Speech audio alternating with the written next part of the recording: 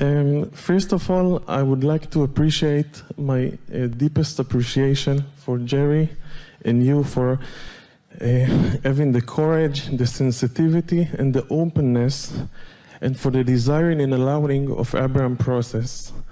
I see you both as one of the greatest teachers of well-being for the humankind. So thank you first for that.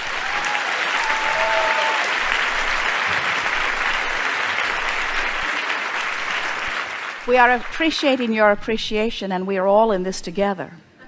Yes, and you are the evoker of the expansion of this message. Do you get that? Do you know if it were not for the life that you are living and the questions that you are asking, that this expansion and clarity could not be? It is you who deserves the appreciation. Thank you.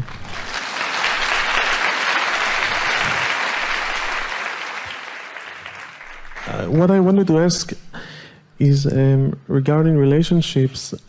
Jerry talks about one of the cities regarding like attracts like, and something that we know that calls that opposite attracts. And you've mentioned that this is the subject that concerns harmony and not intentions. And I wanted a little, maybe if you can expand some words about this. What is the difference between the two? Well, if we were entering into a relationship with another, our marriage vows would say, I like you pretty good, let's see how it goes.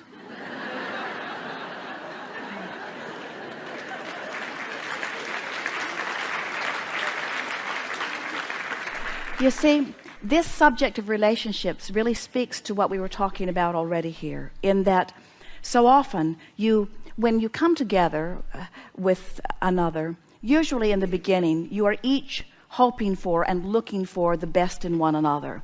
And that's a very good basis to begin, because when you are looking for it, you are finding it. And so what you're actually doing is using the positive aspects of each other to be your excuse to tune yourself into who you really are.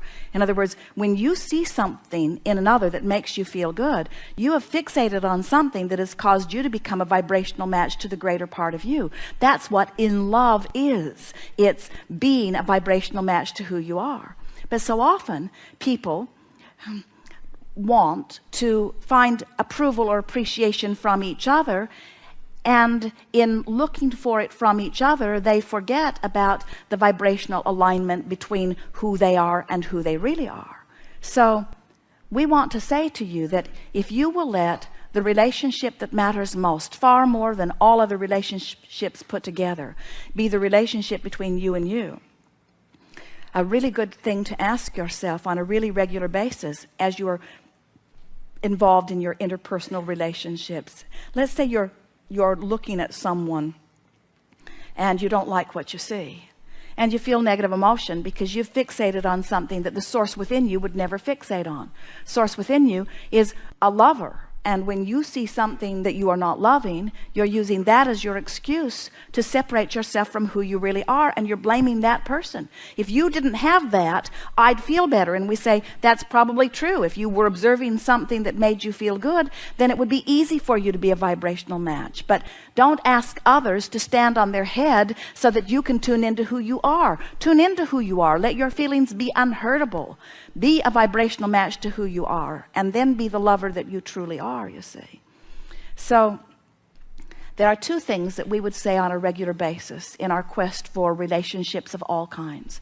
The first is we would begin practicing when we feel positive emotion. We would say, what is it that I'm focused upon within you that I'm using as my excuse to tune into who I really am? Such a good statement.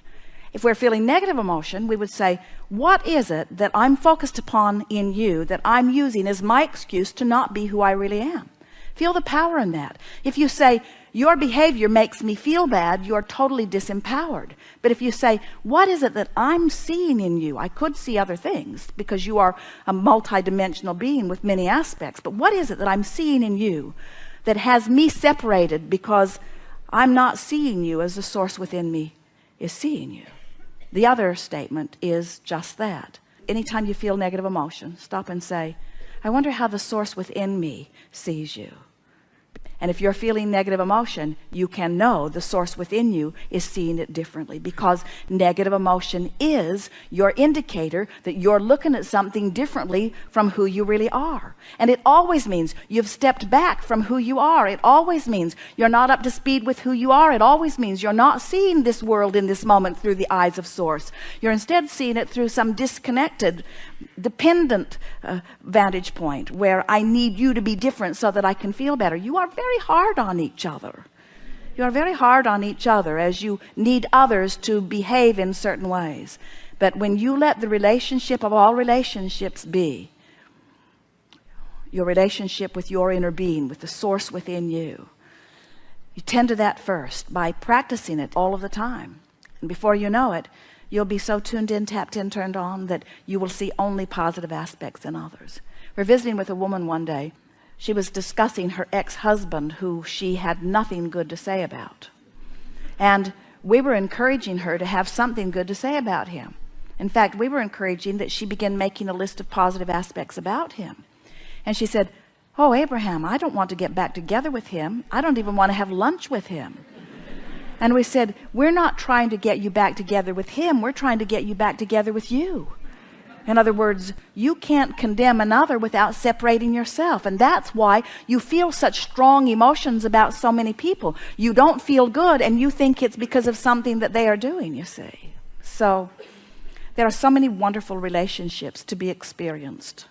And when you get tuned into who you are first, and then you begin to move through your day looking for the best in others, before you know it, you'll be so tuned to the best in others and in the world that it will be a really rare experience when someone bumps up against you who's not a vibrational match to that well-being. Isn't it interesting to know that you have control over the behavior of all others? Now hear this. You have control over the behavior of all others as it relates to you, because you are evoking from everyone where your vibration is about them. So if you train your vibration into the best of them, then they must give it to you. That's what positive expectation is. That's what true upliftment is. Getting tuned into who they really are, you see. And if they're really vibrating in a different place than you are, law of attraction will not bring you to the same place. Even if you live in the same house, you'll zig and zag. You'll wake up at different times. You'll sort of have different thoughts. You'll go one way, the other will go another way. In other words, no problem at all. The universe only brings you aspects of others that are active within you. So everything you're getting from everyone that you're getting from, you're getting it as an indication of your vibration. Jerry and Esther's friend Mike on the camera made a button and gave it to them, and the button says, "Hi, I'm your vibrational indicator." So if someone's rude to you, they're your vibrational indicator. If someone's charming, they're your vibrational indicator. You only get back what you are giving out, you see. So it's really worthwhile training yourself into alignment with who you really are. Good to know, yes? Indeed. Good time for a segment of reflection. Thank you. We are complete.